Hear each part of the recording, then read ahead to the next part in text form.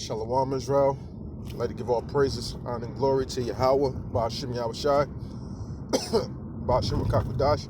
Double honors to the apostles and the elders of Great Millstone, and Shalom to Lek out there doing this work of faith and live with love and true sincerity. All right, I want to get into just Baruch, the 4th chapter, the first few verses real quick. And so this it's like this Baruch 4:1. This is the book of the commandments of Yahweh and the law that endure forever. And, that's important to know because as we know from the churches, they want to tell you that, that we're not, that we don't really have to keep the law like that, which is a lie. We just keep the law according to the best of our ability, until our big brother Yahushua makes his second return, because we know that we do have grace underneath the law, but we still supposed to establish the law. But everything is, our faith is not just supremely based off of the law,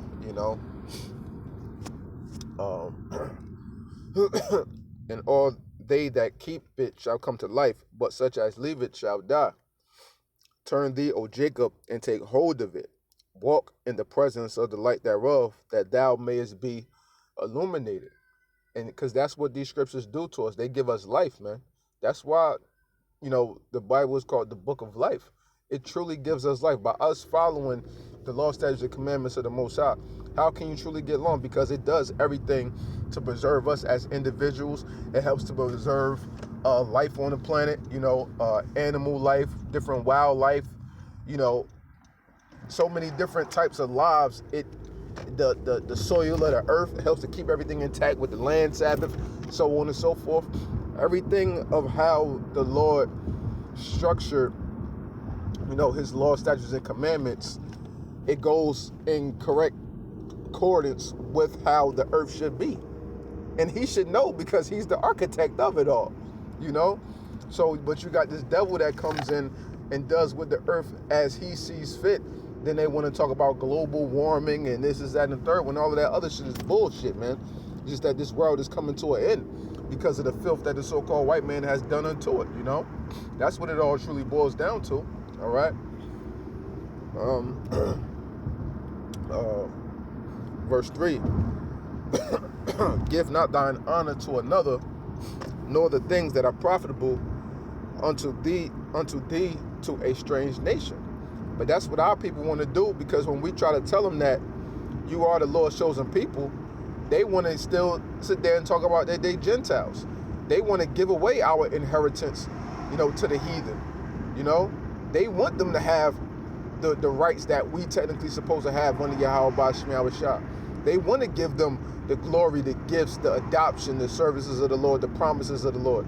They rightfully want to give it away just because they believe everything that the so-called white man tells them, man.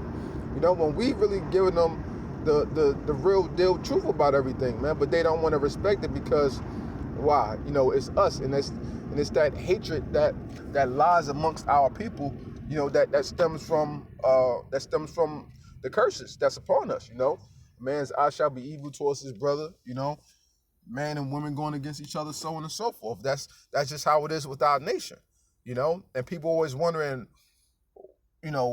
why we can't do this or why we can't do that, because it's the curses, man. It's plain as day, it's plain as day. Every other nation can do something together, but we can't. It's plain as day because it's the curses that's upon us from us not following the law, statutes, and commandments, man.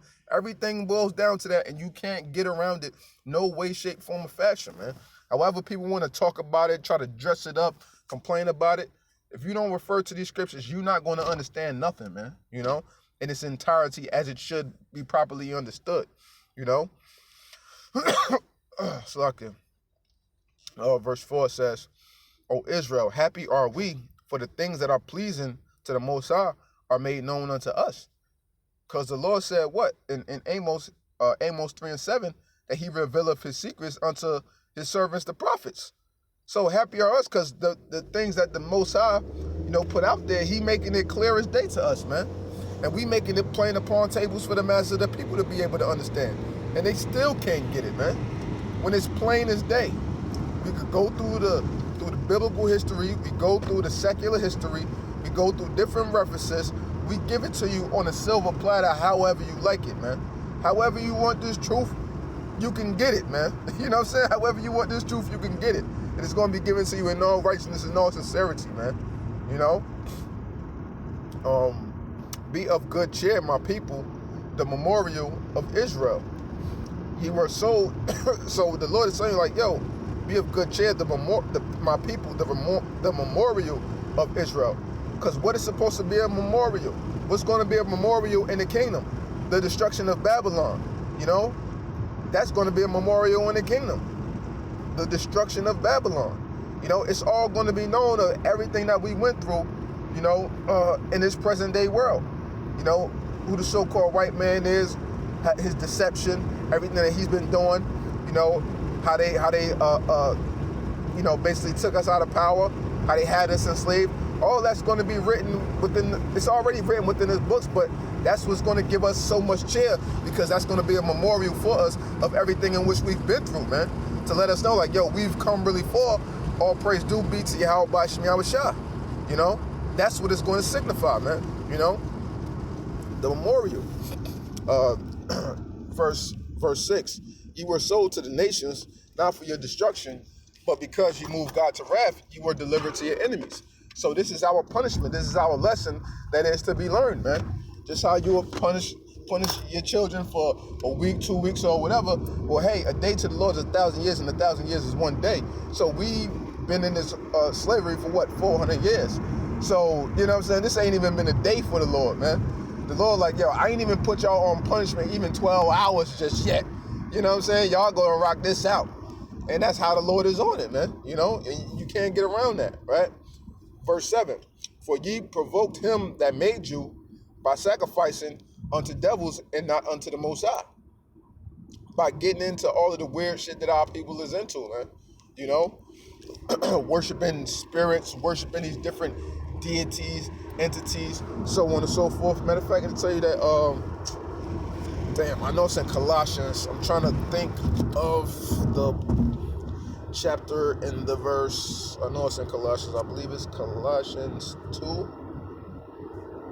Let me see real quick. Yeah, Colossians 3.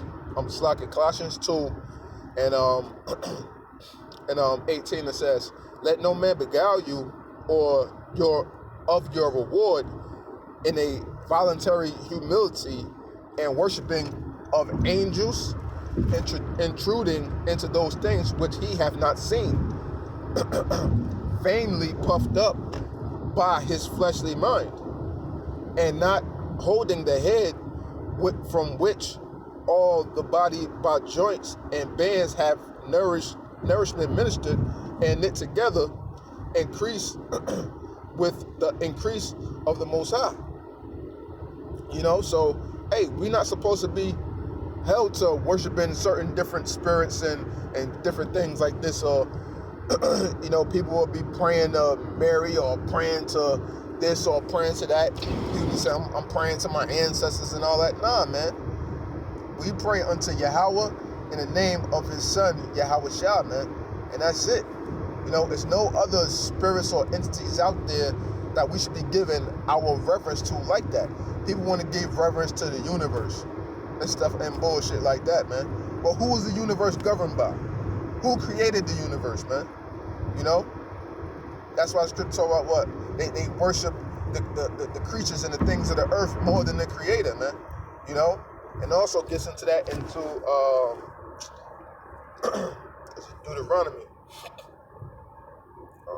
Deuteronomy 4:19. Deuteronomy 4:19. Matter of fact, let me start at verse 16. Deuteronomy 4:16, it says, "Lest ye corrupt yourselves and make you a graven image, the similitude of any figure, the likeness of male or female, the likeness of any beast that is on the earth, the likeness of any winged fowl that fly from the air, the likeness of anything that creepeth on the ground, the likeness or of any fish that is in the waters beneath the earth. And lest thou lift up thine eyes into heaven, and when thou seest the sun and the moon and the stars, even all the hosts of heaven, shouldest be driven to worship them and serve them was the Lord thy power have divided unto all nations under the whole heaven. But the Lord have taken you and brought you forth out out of the iron furnace, even out of Egypt, to be unto him as a people of inheritance, as ye are this day. You know, so we're not supposed to be worshiping entities or stars and different things like that, man. It's all about Yahweh B'Shem Yahweh Shah, you know, from the beginning to the end. You know what I'm saying? So let me go back to Baruch. It's Baruch 4 and 7 again. It says, "For ye provoke him that made you by sacrificing unto devils and not to the Most High. Ye have forgotten the everlasting power that brought you up, and ye have grieved Jerusalem that nursed you."